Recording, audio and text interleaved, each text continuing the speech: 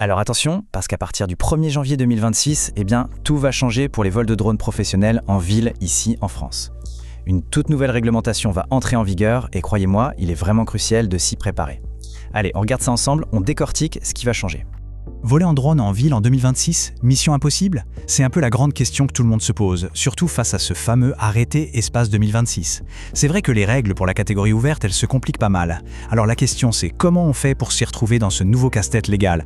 Bon, c'est vrai, les règles changent pour les vols en catégorie ouverte au-dessus de l'espace public, mais pas de panique. Il y a une méthode, un chemin bien balisé pour rester dans les clous. Le but de tout ça, il faut bien le comprendre, c'est de sécuriser les opérations, pas de tout interdire, loin de là. Et justement, pour nous aider à gérer toute cette complexité, il existe des outils numériques vraiment bien pensés. On va prendre l'exemple de l'application Ma Mission Drone. Son objectif, c'est simple. Nous prendre par la main, étape par étape, pour transformer ce qui pourrait être un vrai casse-tête administratif en une formalité presque simple. Ok, alors avant de plonger dans l'outil, il y a deux notions fondamentales à bien maîtriser. C'est vraiment le cœur de cette nouvelle réglementation. Si on ne comprend pas la différence, la nuance entre les deux, on risque de passer à côté de l'essentiel pour bien planifier ses missions. Alors voilà le truc. Jusqu'à maintenant, c'était assez simple. On avait d'un côté la zone peuplée, qui concernait la catégorie spécifique, et de l'autre, l'espace public en agglomération pour la catégorie ouverte. Deux choses bien distinctes. Eh bien, le grand changement de 2026, c'est que les deux sont maintenant liés. En gros, un vol en catégorie ouverte au-dessus de l'espace public pourrait être considéré comme un vol en zone peuplée, avec toutes les règles qui vont avec, si l'agglo est sur les cartes aéro. C'est là que tout se joue.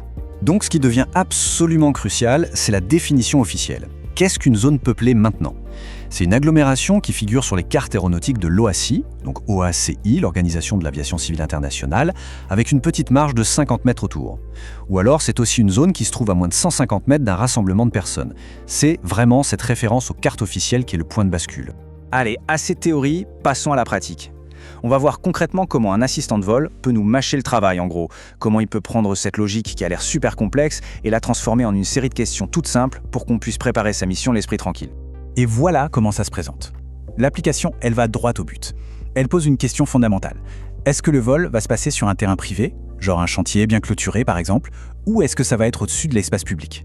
Et si c'est le cas, deuxième question, est-ce qu'on est dans une fameuse zone peuplée, c'est-à-dire une de ces agglomérations qu'on voit en jaune ou en orange sur les cartes OACI ?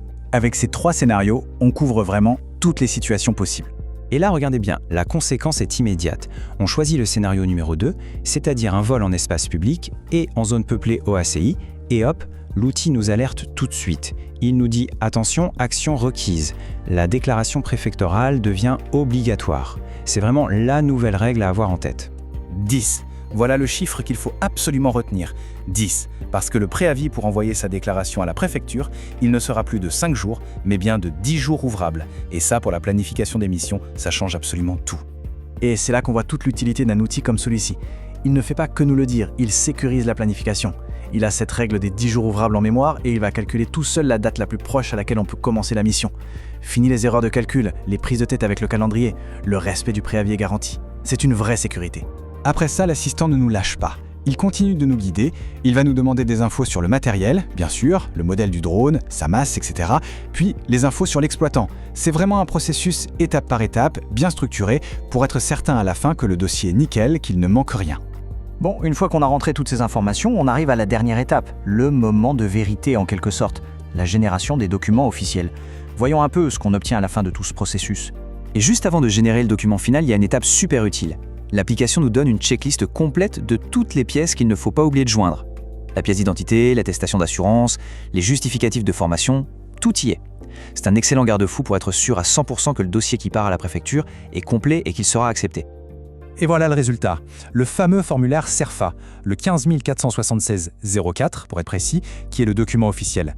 Mais là, magie, il est déjà entièrement pré-rempli avec toutes les infos de la mission qu'on vient de rentrer. Franchement, ce processus automatisé, c'est un gain de temps énorme et ça évite toutes les petites erreurs de saisie qui peuvent coûter cher. La paperasse administrative, là, elle est maîtrisée.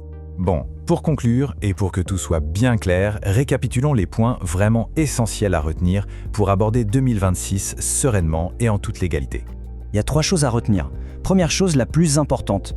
Un vol pro en catégorie ouverte au-dessus de l'espace public dans une agglomération qui est sur les cartes OACI, ça nécessite une déclaration. C'est le nouveau réflexe à avoir. Deuxième point, le préavis il passe à 10 jours ouvrables. Il faut vraiment l'anticiper. Et enfin, troisième point, qui est plus un conseil, utiliser un outil d'aide, c'est clairement la meilleure manière de sécuriser ces démarches et d'être beaucoup plus efficace. Oui, la réglementation évolue, c'est un fait. Mais ce n'est pas une fatalité. Avec les bonnes infos et les bons outils en main, on peut tout à fait continuer à travailler de manière pro et sécurisée. La seule vraie question à se poser maintenant, c'est est-ce que la prochaine mission est bien conforme à tout ça ?